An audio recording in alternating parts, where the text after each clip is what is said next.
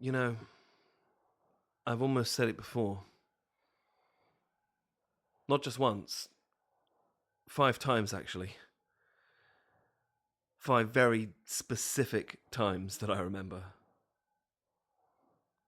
Clear as day. It's funny, isn't it? You carry a thing around in your chest for so long and you think, next time I'll say it. Next time. And then the moment comes and you blink. Or swallow it down or make a joke and it passes.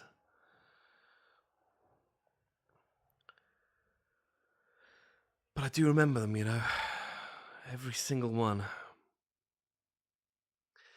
The first one was, God, that awful birthday party. Do you remember?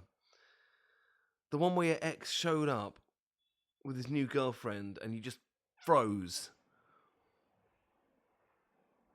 You smiled through it. That tight, too bright smile you do with your belly holding it together. While she cackled that. Oh my God. I swear there are parts of her laugh that only cats can hear. And then you came and sat with me in the garden. And you had your arms wrapped around your knees like a little kid. And I handed you that ridiculous paper plate full of party food you didn't touch.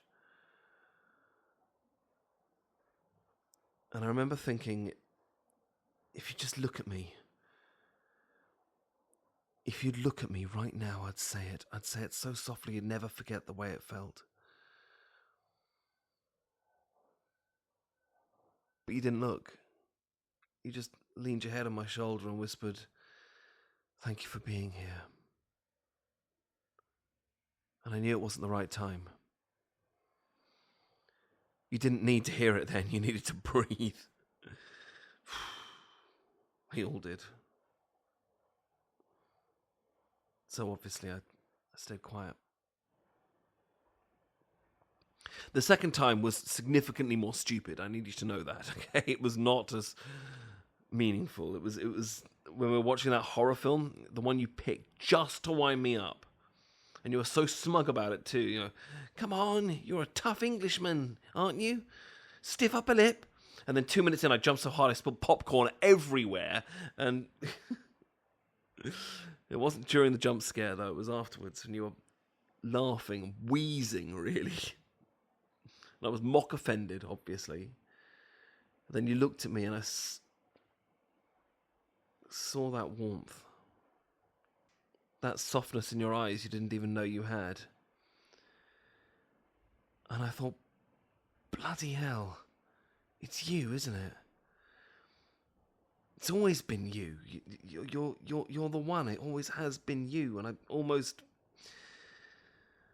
let it fall out my mouth like a secret that finally stopped caring. I hesitated or whatever and overthought it, and then you look back at the screen and I ate the rest of the popcorn off your jumper instead.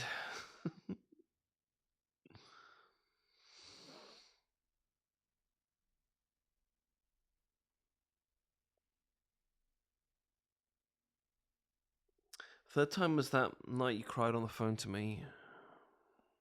You'd had a few, I think. It was late, and you said, "Why does no one ever stay?" And if I just had the courage, I guess there's guilt that stopped me from saying anything then. Guilt that if I hadn't told you things earlier, then you wouldn't be in that position. But I was screaming inside, I would, I'm here, I'm bloody... Your voice was glass and water, and the last thing you needed was me.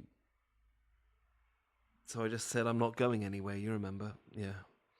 And you said good, and we stayed together till morning. Fell asleep with the phone still connected.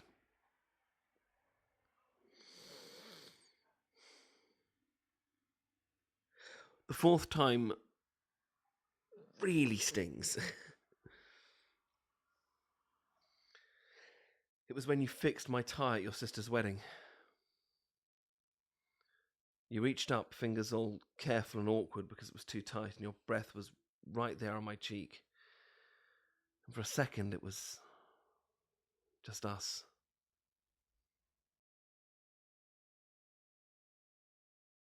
No music, no speeches, no drunken groomsmen. Just you and me. No one else. You, me, and a knot of fabric between us. And you looked up at me and smiled and said, "There, now you look like someone's dream." And my heart nearly bloody stopped. I almost leaned in. I almost kissed you right there. I almost said everything. Spilled my heart with your fingertips still resting on my collar. But then the photographer bloody shouted something and someone came calling your name and it all... Ah! So yeah, I said nothing. Again.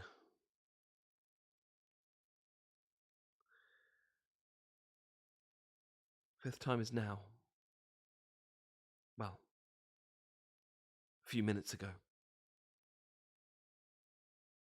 When our eyes met and I decided no more waiting. Right here. This, you. The way you're looking at me, like maybe you know and you've probably always known. You've just been waiting for me to get here, so...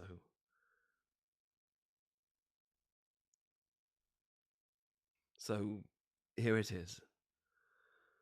No more almosts. No more nearlies. I love you. I love you in the softest, sharpest, most excruciatingly real way. I love you like a favourite book that you return to time and again, that's worn at the edges and memorised by heart, but still surprises you every time. I love you like the smell of rain on a warm pavement. I love you like a song that's stuck in my head and refuses to go away no matter what I try to do. I breathe you every moment you're here. I live for you. I'm so sorry it took me so long to say it. But I'm not sorry that I feel it. And have felt it. Not for a second. Because loving you, even in silence, has been the best thing I have ever done. Good evening, darling. I hope you enjoyed this romantic audio experience. Please don't forget to like, comment, share the video, and, of course, subscribe to the channel. If you want to hear more of this sort of material, please consider joining my Patreon community, where you'll have early access to future releases and exclusive content. To discover everything I do, visit goodeveningdarling.com.